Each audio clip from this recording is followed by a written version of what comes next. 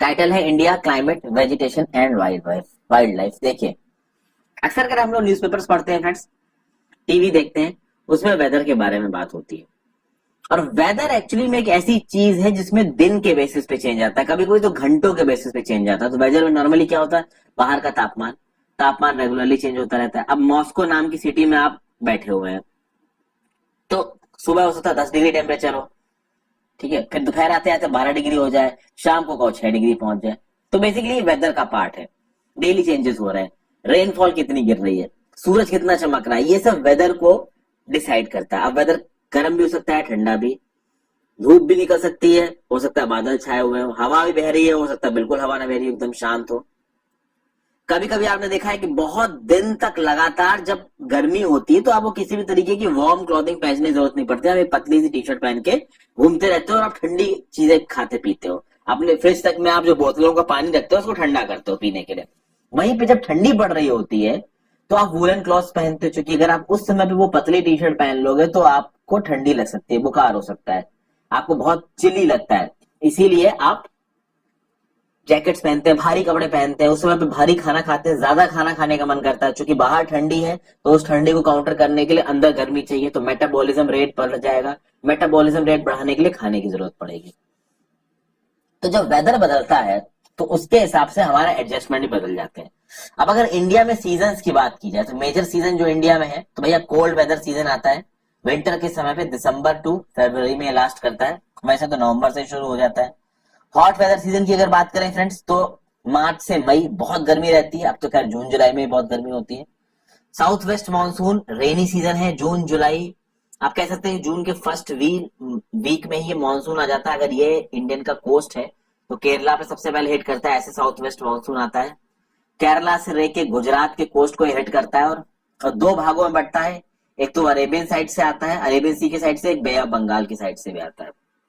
तो south west monsoon की भी दो ब्रांचेस होती है, एक अरेबियन सी की तरफ से आती है और एक दूसरा कट के आपका बे ऑफ बंगाल की तरफ से आता है। तो ये जून से सितंबर में डोमिनेट होता है, और फिर जब ये मानसून खत्म हो जाता है तो विंड्स जब वापस जाती है तो उसको बोला जाता है रिट्रीटिंग मानसून, जो कि ऑटम होता है, अक्टूबर और नवंबर का महीना, जिस समय पे आपका तमिलनाडु जैसे स्टेट्स में बारिश होती है। तो एक एक करके इन वेदर्स को समझने की कोशिश करेंगे, और बहुत ही बेसिक फ्रेंड्स, बहुत ज्यादा डिटेल में यहाँ पे अभी हम लोग नहीं जाने वाले हैं। तो सबसे पहले बात करते हैं कोल्ड वेदर सीजन की। तो विंटर सीजन में आपको पता है फ्रेंड्स कि जो सन है इक्वेटर, इंडिया में जब विंटर सीजन पड़ रहा है तो सन इक्वेटर के नीचे चला जाएगा, तो वो साउदर्न लैटिट्यूड्स पे चमक रहा है ऊपर, तो हमारे पास जो सनरेज आ रही है वो स्लांटेड आ रही है, इसीलिए जो टेम्परेचर है वो नॉर्दर्न इंडिया में थोड़े कम हो जाते हैं, रीजन जो सन है वो इक्वेटर के नीचे चला गया। हॉट वेदर सीजन में क्या होता है कि भैया जो सन है वो इक्वेटर के ऊपर है, ट्रॉपिक ऑफ कैंसर और इक्वेटर के बीच में है, 21 जून को ट्रॉपिक ऑफ कैंसर के ऊपर आ जाएगा, तो उस समय पर नॉर्दर्न इंडिया में बहुत गर्मी पड़ती है, नॉर्दर्न साउदर्न इंडिया दोनों में बहुत गर्मी पड़ती है, टेम्परेचर बहुत हाई हो जाता है, कुछ हॉट एंड ड्राई विंड्स चलती हैं, लू नाम की लू नॉर्दर्न इंडिया और पाकिस्तान में बहुत डोमिनेंट रहती है गर्मियों के सीजन में। हम यहाँ पे कुछ फन की चीजें हैं बच्चों के लिए कि भाई हम अपने देश के अलग अलग भागों में डिलीशियस कोल्ड ड्रिंक्स पीते हैं जिनको शरबत बोला जाता है। ये शरबत थर्स्ट क्वेंचर्स माने जाते हैं, अलग अलग फ्रूट्स को काट काट के बनाए जाते हैं। लू जो गर्म हवा चलती है उससे हमारे शरीर को लड़ने में काफी मदद करते हैं। तो ये शरबत रॉ मैंगो से बना हुआ होता है, बेल से, नींबू से, टैमरिंड, कोकम, फालसा, वाटरमेलन, बटरमिल्क, बहुत सारी चीजों से बना हुआ होता है, अलग अलग चीजों से। खासकर जो दही से बने हुए होते हैं उसको आप छाछ बोल सकते हो, लस्सी बोल सकते हो, मट्ठा, मोरी, चाश, कुछ भी बोल सकते हो, बनाना शेक, मैंगो शेक, इस तरीके की चीजें बहुत बिकती हैं। तो जब समर्स खत्म हो जाती है तो पहली रेन्स आती हैं, तो रेन के समय पे माहौल ही बदल जाता है, एकदम से गर्मी से आप पानी गिरने लगा ठंडा ठंडा, आपको अच्छा लगने लगेगा, तो उस मौसम में बहुत सारे मेलोडियस सॉन्ग्स रेन्स पे आने लगते हैं, हमें खुशी होती है रेन्स को देख के। आपने मेलोडियस सॉन्ग सुने ही होंगे। फिर अगर रेन का नाम अगर आप अगल बगल आइडेंटिफाई करने की कोशिश करें तो वर्षा बोला जाता है हिंदी में, बारिश बोला जाता है उर्दू में, बोरशा बोला जाता है बंगाली में, और पौष बोला जाता है मराठी में। ऐसे ही और डिफरेंट पार्ट्स ऑफ इंडिया में इस बारिश को क्या क्या नाम दिया जाता है आप एक बार आइडेंटिफाई करिए। अब हम बात करते हैं साउथ वेस्ट मानसून या रेनी सीजन की। साउथ वेस्ट मानसून जैसा कि मैंने बताया, ये मान लीजिए वेस्टर्न कोस्ट है, नीचे इक्वेटर है, इक्वेटर के नीचे साउथ ईस्ट ट्रेड वेव्स आ रही हैं, जैसे वो इक्वेटर को क्रॉस करेंगे, चूंकि इंटर ट्रॉपिकल कन्वर्जेंस जोन ऊपर शिफ्ट हो गया तो इक्वेटर को क्रॉस करते हुए कोरालिस फोर्ट से राइट घूम जाएंगी और हमारे वेस्टर्न कोस्ट को हिट करेंगी। अब ये तो मैंने बता दिया है 6th क्लास के बच्चे को, जो मैंने अभी बोला बिल्कुल समझ में नहीं आया। वो बस इतना समझ ले कि south west monsoon south west direction से आ रहा है। देखिए नॉर्थ साउथ ईस्ट वेस्ट, तो ये साउथ वेस्ट डायरेक्शन है, इधर से ये हवाएं आती हैं हमारे वेस्टर्न कोस्ट को हिट करती हैं। सबसे पहले केरला को हिट करती हैं, जितने भी स्टेट्स हैं हमारे वेस्टर्न कोस्ट पे, कर्नाटका, महाराष्ट्र, गोवा, गुजरात, सबको हिट करेंगी और बारिश कराएंगी। और इससे onset and advance of monsoon निकलता है। जैसा कि मैंने बताया कि एक ब्रांच इसकी अरेबियन सी में आती है और एक घूम के बे ऑफ बंगाल में आती है। तो दोनों लोग कोस्टल एरियाज में तो बहुत बारिश कराते हैं। एक बात याद करिएगा फ्रेंड्स कि ये जो बे ऑफ बंगाल ब्रांच होती है ना साउथ वेस्ट मानसून की, तमिलनाडु और आंध्र प्रदेश के कोस्ट में ज्यादा बारिश नहीं करती है। तमिलनाडु और आंध्र प्रदेश के कोस्ट में बारिश होती है रिट्रीटिंग मानसून से। इनका जो एग्जैक्ट फिनोमिना है, जो एग्जैक्ट ट्रिकी चीजें हैं, वो आप मेरी ज्योग्राफी की प्लेलिस्ट में जाके देख सकते हैं। जैसे जैसे क्लास बढ़ेगी तो यहाँ एनसीईआरटी में भी इनके साथ में डिस्कस करूंगा, पर यहाँ बहुत बेसिक इन्फॉर्मेशन देगी। तो ये जो हवाएं आ रही हैं ये अरेबियन सी और बे ऑफ बंगाल के ऊपर से आ रही हैं। अब जब ये अरेबियन सी और बे ऑफ बंगाल के ऊपर से गुजरी होंगी तो इन हवाओं ने बहुत सारी नमी उठाई होगी, बहुत सारा मॉइस्चर उठाया होगा। और फिर जब यह लैंड के ऊपर आके वेस्टर्न घाट से टकराएंगी, केरला में भी वेस्टर्न घाट से, गुजरात से लेके केरला तक वेस्टर्न घाट्स फैले हुए हैं, तो जैसे ही वेस्टर्न घाट से टकराएंगी कंडेंसेशन के प्रोसेस से पानी बरसना शुरू हो जाएगा। ठीक है, तो ये होता है साउथ वेस्ट मानसून। अब हम बात करते हैं सीजन ऑफ रिट्रीटिंग मानसून। जब ये हवाएं मेन लैंड से वापस बे ऑफ बंगाल की तरफ चलना शुरू होंगी, बे ऑफ बंगाल की ब्रांच गई थी ना आपके ऊपर की तरफ, ये हवाएं जब वापस जाना शुरू करेगी उसको बोला जाएगा रिट्रीटिंग मानसून। और retreating monsoon southern parts of India में बारिश कराते हैं, पर्टिकुलरली तमिलनाडु और आंध्र प्रदेश। तो आपको देखा होगा कि दिसंबर नवंबर के महीने में तमिलनाडु में बारिश होती है। तो लोग बोलते हैं कि भाई ये कौन सा महीना है बारिश होने में, तो वो रिट्रीटिंग मानसून होता है। ठीक है, हालांकि उसमें बारिश उतनी नहीं होती है जितनी की मुंबई में और केरला और वेस्टर्न घाट्स के अलोंग साउथ वेस्ट मानसून में होती है, बट फिर भी होती है, क्योंकि साउथ वेस्ट मानसून के टाइम पे तमिलनाडु और आंध्र प्रदेश की जगहों पे पानी नहीं बरसता है, वहां पे पानी आपका रिट्रीटिंग मानसून के टाइम ही बरसेगा। तो वेदर आपको समझ में आया फ्रेंड्स। अब क्लाइमेट और वेदर में क्या फर्क है, देखिए climate is about the average weather condition, और ये average weather conditions over many years जब कैलकुलेट की जाती है तो वो बोला जाता है क्लाइमेट। तो एक जगह का क्लाइमेट की अगर बात हो रही है तो लॉन्ग टर्म में बात हो रही है, एक जगह के वेदर की अगर बात हो रही है तो शॉर्ट टर्म में बात हो रही है। इंडिया का जो क्लाइमेट है उसको मानसून टाइप क्लाइमेट कहा जाता है। क्यों? क्योंकि साउथ वेस्ट मानसून की जो किरणें होती हैं, वो साउथ वेस्ट मानसून जो बहती है उसकी वजह से मेन बारिश होती है इंडिया में। और मानसून का मतलब क्या होता है? Reversal of winds. विंड एक डायरेक्शन में बही फिर दूसरे डायरेक्शन में बही, इसको मानसून विंड्स बोलते हैं, इसकी वजह से बारिश हो रही है। मानसून को लिया कहां से गया? एक अरेबिक वर्ड से लिया गया जिसका नाम है मौसिम, MAUSIM, जिसका मतलब होता है सीजन्स।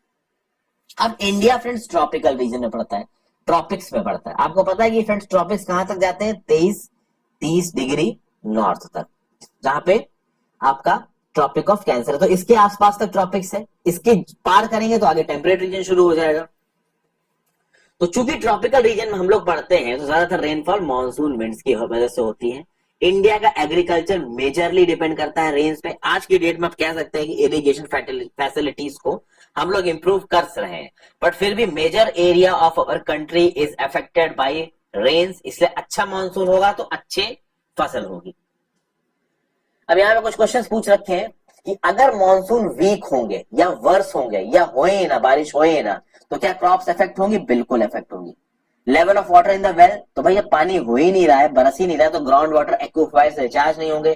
ग्राउंड वाटर एक्विफायर से वेल्स में पानी आता है, तो ऑब्वियस सी बात है वेल का पानी, कुएं का पानी नीचे चला जाएगा और समर लंबी हो जाएगी, क्योंकि समर के बाद आता है मानसून, और अगर मानसून ही नहीं आया तो ऑब्वियस सी बात है समर एक्सटेंड हो जाएगी, तो समर हो जाएगी लंबी।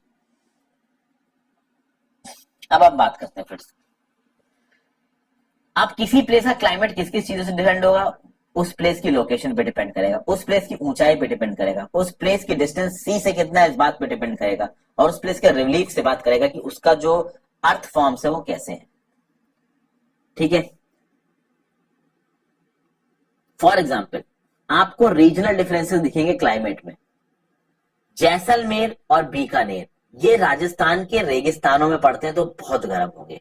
द्रास और कारगिल जम्मू एंड कश्मीर में है, तो ये भी डेजर्ट है पर कोल्ड डेजर्ट है, वहां भैया माइनस में टेम्परेचर मिलेगा आपको। मुंबई और कोलकाता में मॉडरेट क्लाइमेट मिलेगा। और ये मॉडरेशन क्यों होता है? क्योंकि ये समुद्र के बहुत पास है, वाटर बॉडीज के बहुत पास है, तो ये ना बहुत ज्यादा गर्म होंगे ना बहुत ज्यादा ठंडे होंगे। और कोस्टल एरियाज की खास बात होती है कि इनमें नमी बहुत होती है। आपने कभी सुना होगा फ्रेंड्स कि मुंबई जैसी जगहों पे और जो कोस्टल एरियाज हैं वहां पे कूलर इफेक्टिव नहीं होते। वहीं पर अगर आप इंटीरियर एरियाज में चले जाइए, आप अपने यहाँ पे राजस्थान की बात कर लीजिए या फिर यूपी की बात कर लीजिए, बिहार की बात कर लीजिए, यहाँ पे कूलर इफेक्टिव होते हैं, तो वहां पे कूलर से काम चल जाता है, एसी की जरूरत नहीं पड़ती। बट मुंबई, गुजरात, इन सब जगहों पे एसी की जरूरत पड़ती है। कभी सोचा ऐसा क्यों होता है फ्रेंड्स? होता यह है कि जो कोस्टल एरियाज हैं, चूंकि वो वाटर बॉडीज के बहुत पास है, ओशन के बहुत पास है, तो वह नमी ज्यादा होगी और हवा की वाटर वेपर को होल्ड करने की एक कैपेसिटी होती है। तो जितना वो ज्यादा वो पानी के पास है, तो कोस्टल एरियाज में ऑलरेडी हवा में नमी ज्यादा है। समझ गए? अब जब वो हवा आपके शरीर को टच करेगी, मान लीजिए मुंबई जैसी जगह पे समुद्र के पास, तो उस हवा में ऑलरेडी मॉइस्चर ज्यादा है, तो वो आपके शरीर के मॉइस्चर को नहीं खींच पाएगी। तो जब वो आपके शरीर के मॉइस्चर को नहीं खींच पाएगी, तो वो आपकी गर्मी को दूर नहीं कर पाएगी। ऑलरेडी मुंबई की हवा में बहुत मॉइस्चर है, तो वो आपके शरीर के मॉइस्चर को कैसे खींचेगी? वहीं पे लखनऊ में अगर आप हो, तो लखनऊ में जब गर्मी पड़ती है, तो लखनऊ की जो गर्मी है वहां ह्यूमिड नहीं है। ह्यूमिड नहीं मतलब वहां की हवा में बहुत ज्यादा वाटर वेपर मॉइस्चर नहीं है। तो जब वो हवा आपके बॉडी को टच करेगी, तो आपके शरीर के मॉइस्चर को खींच लेगी, उससे आपको कूलिंग इफेक्ट मिलेगा। इसीलिए कूलर जो होते हैं वो लखनऊ और इंटीरियर इलाकों में चल जाएंगे, बट मुंबई जैसी जगहों पे या गुजरात के कोस्ट पे या फिर साउदर्न स्टेट्स तमिलनाडु के कोस्ट पे आपके कूलर इफेक्टिव सक्सेसफुल नहीं है। ठीक है, ये एक नॉर्मल सवाल है जो आता तो दिखता है। अब मेघालय में एक जगह है माइसिन राम, उसको दुनिया में सबसे ज्यादा रेनफॉल मिलती है। क्यों? While in a particular year it might not rain at all in Jaisalmer इन राजस्थान। आपको पता है फ्रेंड्स, यहाँ पे फिर से मैं बना देता हूँ, ये यहाँ पे कहीं पे मेघालय मान लीजिए और इधर कहीं जैसलमेर मान लीजिए। जैसलमेर पे जब साउथ वेस्ट मानसून पहुंचेगा, बिल्कुल पहुंचेगा, ऐसा नहीं कि यहाँ पहुंचता नहीं, बट यहाँ पे कोई माउंटेन नहीं है जो यहाँ जैसलमेर पे बारिश करा सके। ऊपर से साउथ वेस्ट मानसून के हवाएं निकल जाएंगी और पानी बरसेगा ही नहीं जैसलमेर में, इसलिए वहां रेगिस्तान है। वहीं पे जब ये बे ऑफ बंगाल वाली ब्रांच आपकी साउथ वेस्ट मानसून की यहाँ पहुंचेगी मेघालय में, तो मेघालय में गारो, खासी, जयंतिया हिल्स और बहुत सारे हिल्स हैं, और वो हिल्स थोड़े से इस डायरेक्शन में बने हुए हैं कि वो हवा बीच में फंस जाती है। एक इफेक्ट आता है जिसको फनलिंग इफेक्ट बोलते हैं, और उस फनलिंग इफेक्ट के चक्कर में वो जो हवाएं हैं ना साउथ वेस्ट मानसून वाली, वो इन पहाड़ों में फंस जाएंगी और वहीं पे बरस जाएंगी। इसीलिए आप देखेंगे कि नॉर्थ ईस्ट की रीजन में बहुत बारिश होती है, खासकर मेघालय के रीजन में बहुत ज्यादा बारिश होती है। तो माइसन राम एक ऐसी जगह है जहां पे सबसे ज्यादा बारिश होती है पूरी दुनिया में, इसीलिए।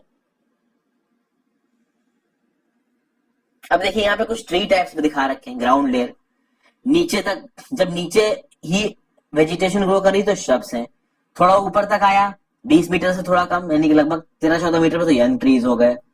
बहुत ऊपर गया तो कैनोपी 40 मीटर, मैक्सिमम जो ट्रीज की लेयर जाती है वो 60 मीटर तक जाती है। तो ट्रीज की अलग अलग रेंज बता रखी है, अलग अलग ट्रीज अलग अलग हाइट तक जाते हैं। जो मैक्सिमम हाइट जाती है ट्रीज की वो 60 मीटर तक जाती है। देखिए फ्लोरल डाइवर्सिटी और फॉनल डाइवर्सिटी को समझना है तो अभी उसमें थोड़ा समय लगेगा फ्रेंड्स आपको, क्योंकि अभी आप 6th क्लास की एनसीईआरटी पढ़ रहे हो, तो इसमें उतना डिटेल नहीं बताया गया। नेचुरल वेजिटेशन की बात करते हैं। हम अपने चारों तरफ प्लांट लाइफ बहुत अलग अलग तरीके की देखते हैं। तो हमको ग्रीन ग्रासेस भी नजर आएंगी जिसमें हम लोग खेलते हैं, वहां पे स्मॉल प्लांट्स होते हैं, बुशेस होते हैं, श्रब्स होते हैं, कभी कभी कैक्टस दिख जाते हैं। ये कहते हैं ना कि जिनमें से नुकीले से वो निकले जाते हैं, कैक्टस और जैसे जो पौधे हैं वो आपको ऐसे इलाकों में ज्यादा मिलेंगे जहां पानी यानी ज्यादा अवेलेबल नहीं है। फ्लावरिंग प्लांट्स दिख जाएंगे। फिर कहीं कहीं आपको बड़े बड़े ट्रीज मिल जाएंगे, जैसे कि नीम का पेड़ है, आम का पेड़ है, उसकी बड़ी बड़ी ब्रांचेस और बड़ी बड़ी लीव्स होती हैं। तो भाई अलग अलग तरीके की चीजें ग्रो करती हैं। जैसे ग्रासेस, श्रब्स और ट्रीज ये नेचुरली ग्रो करते हैं, यानी कि अगर ह्यूमन बींग्स इंटरफेरेंस ना करें तो वो अपने आप ग्रो कर सकते हैं। तो इनको बोला जाता है नेचुरल वेजिटेशन, यानी वो वेजिटेशन जो अपने आप ग्रो कर सकती है उसको आप क्या बोलोगे? उसको आप बोलोगे नेचुरल वेजिटेशन। अगर इंसान इनको काटे ना, इनके साथ इंटरफेरेंस ना करे, तो ग्रासेस, श्रब्स और ट्रीज ये नेचुरली ग्रो कर सकती हैं। डिफर कैसे करती हैं भाई? ग्रासेस, श्रब्स ऑब्वियसली बहुत छोटी होंगी, ट्रीज बहुत बड़े बड़े होंगे। ये आपको फॉनल डाइवर्सिटी में समझना पड़ेगा। फिर एक जगह पे जो नेचुरल वेजिटेशन होगी वो बहुत अलग अलग चीजों पे डिपेंड करेगी और खासकर वो क्लाइमेटिक कंडीशंस पे डिपेंड करेगी। और क्लाइमेटिक कंडीशन में एक बहुत मेजर फैक्टर होता है, वो होती है रेनफॉल। और इंडिया में बहुत अलग अलग तरीके की नेचुरल वेजिटेशन मिलती है, क्योंकि इंडिया का जो रेनफॉल पैटर्न है वो यूनिफॉर्म नहीं है, अलग अलग जगहों पे अलग अलग रेनफॉल पाई जाती है। और इंडिया की रेनफॉल की एक खास बात है कि वो कुछ महीने में सीमित रहती है, मतलब साल के 12 महीने से 3-4 महीने मानसून से पानी बरसता है, तो यूनिफॉर्म नहीं है। एक ये प्रॉब्लम और है। कितने तरीके के फॉरेस्ट हैं और दूसरे इकोसिस्टम्स है इंडिया में, वो यहाँ अभी इसके बारे में बात नहीं होगी। वैसे तो अगर आप जानना चाहो तो मेरी ज्योग्राफी की प्लेलिस्ट मेरे चैनल पर देख लो, वहां पे बता रखा है। अब फॉरेस्ट नेसेसरी क्यों होते हैं फ्रेंड्स? देखिए फॉरेस्ट हमारे लिए बहुत यूजफुल है, बहुत इंपॉर्टेंट फंक्शंस करते हैं। फॉरेस्ट बहुत सारा ऑक्सीजन रिलीज करते हैं। प्लांट्स के बारे में मैंने आपको बताया फ्रेंड्स, प्लांट्स के पास फोटोसिंथेसिस की ताकत होती है। इस फोटोसिंथेसिस में वो कार्बन डाइऑक्साइड को इनहेल करते हैं और ऑक्सीजन को रिलीज करते हैं। तो प्लांट्स नेचुरल सोर्स है ऑक्सीजन के, और वो ऑक्सीजन एनिमल्स और इंसान ब्रीथ करते हैं। ठीक है, ऐसा नहीं है कि प्लांट्स ब्रीथ नहीं करते हैं, प्लांट्स भी रेस्पिरेशन करते हैं, वो भी ऑक्सीजन इनहेल करते हैं, लेकिन प्लांट्स बहुत ज्यादा ऑक्सीजन निकालते हैं बाहर, चूंकि फोटोसिंथेसिस के प्रोसेस में प्लांट्स बहुत सारी ऑक्सीजन को रिलीज करते हैं। फिर प्लांट्स का और क्या करते हैं कि उनके जो प्लांट्स के रूट होते हैं ना, वो सॉइल को पकड़ के रखते हैं। तो जब वो सॉइल को पकड़ के रखते हैं तो सॉइल एरोजन नहीं होता है, उसके बहुत फायदे होते हैं। उससे अंडरग्राउंड वाटर के एक्विफायर्स रिचार्ज होते हैं, उससे ट्रांसपिरेशन बढ़ता है। अगर फॉरेस्ट कवर है तो उस जगह पे बारिश का नॉर्मल जो होना, जो क्लाउड फॉर्मेशन में जो वो फॉरेस्ट कवर है वो बहुत मेजर रोल प्ले करता है। फिर फॉरेस्ट को अगर सस्टेनेबल इस्तेमाल किया जाए, सस्टेनेबली, तो हमें बहुत सारी चीजें देंगे, जैसे वुडन टिम्बर, जो कि आप फर्नीचर बनाने के लिए, फ्यूल वुड बनाने के लिए, फॉडर बनाने के लिए काम आएंगे। फिर बहुत सारे मेडिसिनल प्लांट्स, दवाइयां बनती हैं फॉरेस्ट से, हर्ब्स बनते हैं, हनी बनता है, छत्ते लग जाते हैं मधुमक्खियों के, उससे आप हनी निकालते हो, लैक, गम, ये सब बार्क से मिलते हैं ट्री के। तो भैया फॉरेस्ट बहुत काम की है चीज। और फॉरेस्ट एक तरीके से नेचुरल हैबिटेट है वाइल्ड लाइफ का। वाइल्ड लाइफ फॉरेस्ट में बहुत नेचुरली एग्जिस्ट करती है, वो अलग बात है कि हम अब उसमें इंटरफेरेंस ज्यादा करने लगे। अब देखिए नेचुरल वेजिटेशन बहुत बड़े मेजर स्केल पे डिस्ट्रॉय होने लगी है, क्योंकि हम लोग बहुत रेकलेस कटिंग कर रहे हैं। ठीक है, बिना हिसाब, बिना किसी प्लानिंग के पेड़ों को काटते जा रहे हैं, काटते जा रहे हैं, जबकि हमें पेड़ों को लगाना चाहिए। आइडियली कहा जाता है कि 33% of the land area of any country should be under forest. India में ये नंबर 22 या 23% के लगभग है, जबकि 33% फॉरेस्ट कवर होना चाहिए। ठीक है, इसीलिए लोगों को इस बात के लिए अवेयर करना बहुत जरूरी कि ट्रीज की इंपॉर्टेंस क्या है। इसलिए वन महोत्सव जैसे प्रोग्राम बनाए जाते हैं ताकि हम ट्रीज की इंपॉर्टेंस को समझ पाए। और ट्रीज की इंपॉर्टेंस को आप इस फोटो से समझ सकते हैं। ट्रीज हमको क्या क्या दे रहे हैं? ट्रीज हमको ऑक्सीजन दे रहे हैं, ट्रीज हमको फर्नीचर दे रहे हैं, स्पोर्ट्स गुड्स दे रहे हैं, फ्यूल, फॉडर, शेल्टर, मेडिसिन दे रहे हैं। सॉइल ने बाउंड कर रखा है नीचे, तो उसके चक्कर में ट्रांसपिरेशन हो रहा है, तो क्लाउड्स फॉर्मेशन में मदद हो रही है, रेनफॉल मिल रही है, अंडरग्राउंड वाटर एक्विफायर्स रिचार्ज हो रहे हैं, सॉइल इरोजन नहीं हो रहा है। फिर रबड़ पेड़ के बाद से मिलता है, टिम्बर मिलता है, नेचुरल हैबिटेट मिलता है वाइल्ड लाइफ को, गम एंड लैक, फ्रूट्स, हनी, न जाने क्या क्या चीजें मिलती हैं हमको फॉरेस्ट से। इसको आप इकोसिस्टम सर्विसेज भी बोल सकते हैं। This is basically a sort of ecosystem services.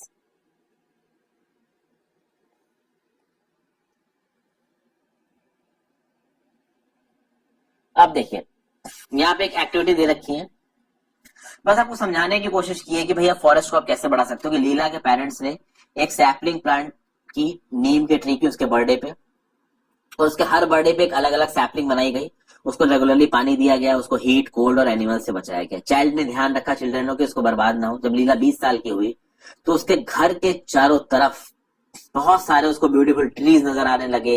उन ट्रीज की ब्रांच में बर्ड्स ने अपने नेस्ट बना रखे हैं, फ्लावर्स उग रहे हैं, बटरफ्लाईज घूम रही हैं, चिल्ड्रन देख रहे हैं, फ्रूट्स खा रहे हैं, ब्रांच में कूद रहे हैं, उसकी शेड के नीचे खेल रहे हैं। तो आप समझ सकते हैं कितनी अच्छी अच्छी चीजें आपको उस प्लांट से मिल रही हैं। अब फॉरेस्ट की बात करें तो फॉरेस्ट में बहुत सारी वाइल्ड लाइफ पनपती है friends. Thousands of species of animals मिलते हैं, reptiles, amphibians, mammals, insects, worms, ये सब आपको फॉरेस्ट में नजर आते हैं। अगर इंडिया की बात की जाए तो हमारा नेशनल एनिमल क्या है? टाइगर है। और ये टाइगर हमारी कंट्री के बहुत से भागों में मिलता है। आपको पता है कि दुनिया में सबसे ज्यादा टाइगर पॉपुलेशन इंडिया में मिलती है। एशियाटिक लायन की सबसे मेन जगह कहाँ है हमारे इंडिया में? तो गिर फॉरेस्ट है गुजरात में, वहां पे एशियाटिक लायंस बहुत मिलते हैं। एलिफेंट और वन हॉर्न राइनोसेरोरस आसाम के फॉरेस्ट में मिलते हैं। एलिफेंट्स केरला में बहुत मिलते हैं, कर्नाटका में बहुत मिलते हैं, ये मेजर जगह बता रहे हैं फ्रेंड्स। वैसे तो ये जानवर बहुत जगहों पे मिलते हैं इंडिया में। फिर कैमल्स मिलते हैं ग्रेट इंडियन डिजर्ट में, वाइल्ड एसेस मिलते हैं रेड रन ऑफ कच्छ में, wild goat, snow leopard, bears ये हिमालयन रीजन में पाए जाते हैं। फिर बहुत सारे और एनिमल्स हैं जो हमारे देश में मिलते हैं, जैसे कि मंकी, वुल्फ, जैकॉल, नील गाय और चीता। उसी तरीके से इंडिया बर्ड लाइफ में भी बहुत रिच है। जो पिकॉक है वो हमारा नेशनल बर्ड है। दूसरी बर्ड्स हैं जैसे कि पैरट है, तोता है, पिजन्स है, मैना है, गीज है, बुलबुल है, डक्स है, बहुत तरीके की बर्ड्स मिलती हैं। बहुत तरीके की बर्ड सेंचुरीज हैं हमारे इंडिया में, जिससे बर्ड्स को एक नेचुरल हैबिटेट देने की कोशिश की गई है। बर्ड्स को हंटर्स से भी बचाया जाता है। बहुत सारी बर्ड्स को क्रिटिकली इंडेंजर्ड की कैटेगरी में लाके रखा गया है ताकि उनके शिकार न किया जाए। 5 बर्ड्स का नाम पता करने की कोशिश कीजिए जो आपके पर्टिकुलर एरिया में रहती हैं। अपने मम्मी पापा से पूछिए, अपने दोस्तों से पूछिए, अपने टीचर से पूछिए, आपको आइडिया लगेगा। फिर several hundreds of species of snakes मिलते हैं इंडिया में, क्रेट्स, कोबरास, बहुत सारे अलग अलग तरीके के स्पीशीज मिलते हैं। अब देखिए क्या है कि बहुत सारे फॉरेस्ट को काटा जा रहा है, हंटिंग की जा रही जानवरों की, जिसके चलते बहुत सारी स्पीशीज धीरे धीरे खत्म हो रही हैं, कम हो रही हैं, डिक्लाइन हो रही हैं, और बहुत सारी स्पीशीज ऑलरेडी एक्सटिंक्ट हो चुकी हैं, मतलब वो है ही नहीं, खत्म हो चुकी हैं। इन सबको बचाने के लिए national park, wild life sanctuary, biosphere reserves को सेटअप किया गया है। देखिए friends, national park, wild life sanctuary, biosphere reserves, community reserve, conservation reserve, reserve forest, protected forest, ये सब मैंने बहुत डिटेल में पढ़ा रखा है। आप मेरी इन्वायरमेंट की प्लेलिस्ट में जाके मेरे चैनल पे इन चीजों को पढ़ सकते हो अगर आप पढ़ना चाहो तो। फिर इंडिया में 1-2 प्रोजेक्ट्स भी शुरू हुए, जैसे प्रोजेक्ट टाइगर शुरू हुआ है, प्रोजेक्ट एलिफेंट शुरू हुआ है, जिससे इन एनिमल्स को हम लोग प्रोटेक्ट कर सकते हैं। आप इंडिया के मैप पे कुछ wild life sanctuaries of India को लोकेट करने की कोशिश कीजिए। Wild life sanctuary of India को कौन नोटिफाई करता है ये जानने की कोशिश करिए। Wild life sanctuary of India, national park में क्या फर्क है ये जानने की कोशिश कीजिए। ये सब बायोस्फीयर रिजर्व से कैसे हैं ये जानने की कोशिश करिए। और आप भी फ्रेंड्स वाइल्ड लाइफ को कंजर्व करने में एक बहुत इंपॉर्टेंट रोल प्ले कर सकते हो।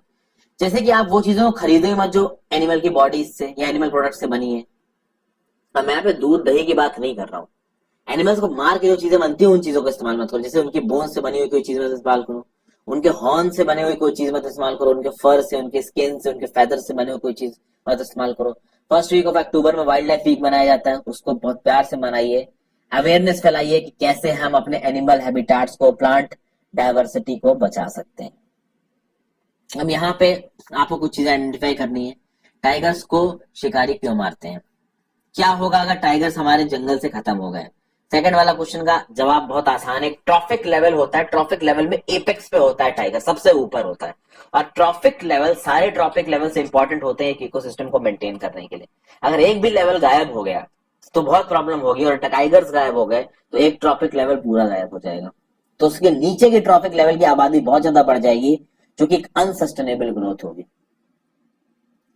फिर आपने टाइगर रिजर्व और जू में जाके टाइगर को तो देखा ही होगा। फिर बहुत सारी माइग्रेटरी बर्ड्स भी आती है फ्रेंड्स इंडिया में, जैसे pintail duck, curlews, flamingo, osprey, little stint. ये दूसरी कंट्रीज से इंडिया में आती है विंटर सीजन में। क्या होता है ना फ्रेंड्स, सेंट्रल एशियन कंट्रीज होंगे, रशिया हो गया, साइबेरिया वाला जो रीजन हो गया, सर्दियों के समय पे वहां बहुत ज्यादा ठंडी पड़ने लगती है। इतनी ज्यादा ठंडी पड़ने लगती है, निगेटिव्स में टेम्परेचर पहुंच जाते हैं -8, -12, -20। तो ऑब्वियसली बात है ये बर्ड्स को थोड़ा सा रिस्पाइट चाहिए होता है, इतनी ठंडी में सरवाइव नहीं कर सकती। इसीलिए भैया ये ट्रेवल करते करते करते करते दूसरी जगहों पे जाती हैं और बीच में इंडिया में एक स्टॉप मारती हैं। एक खास बर्ड है, स्मॉल माइग्रेटरी बर्ड है, लिटिल स्टिंट वेइंग। इसका वजन सिर्फ 15 ग्राम है। ये आर्कटिक रीजन से इंडिया में आती है और कितना डिस्टेंस कवर करती है आपको आइडिया? 8000 किलोमीटर कवर करती है ये इंडिया पहुंचने के लिए। तो यहाँ पे इस टॉपिक को मैंने खत्म कर दिया फ्रेंड्स। ये states and union territories of India है, ये मैंने आपको पहले बता दिया, तो इनको यहाँ बात करने की जरूरत नहीं है। तो ये जो बुक है फ्रेंड्स ये खत्म हो चुकी है यहाँ पे, ठीक है। आई होप आपको चीजें पसंद आई होंगी। इस तरीके से मैं चीजों को टेकअप करके चल रहा हूँ। जो डाउट्स हैं आप मुझसे कमेंट बॉक्स में पूछ सकते हैं, कोई सजेशंस है तो आप मुझे दे सकते हैं। चैनल को लाइक जरूर कर दीजिएगा फ्रेंड्स, इस वीडियो को, चैनल को सब्सक्राइब जरूर कर लीजिए। जितना ज्यादा आप एक वीडियो को लाइक करते हो, कमेंट करते हो, शेयर करते हो, उतना ज्यादा यूट्यूब उन वीडियोस को रिकमेंड करता है अपने प्लेटफॉर्म पे। तो ये करके आप मेरे को थोड़ी मदद कर सकते हैं। तो बस मुझे आपसे इतना ही चाहिए। बाकी बढ़ते रहिए फ्रेंड्स, ध्यान रखें अपना।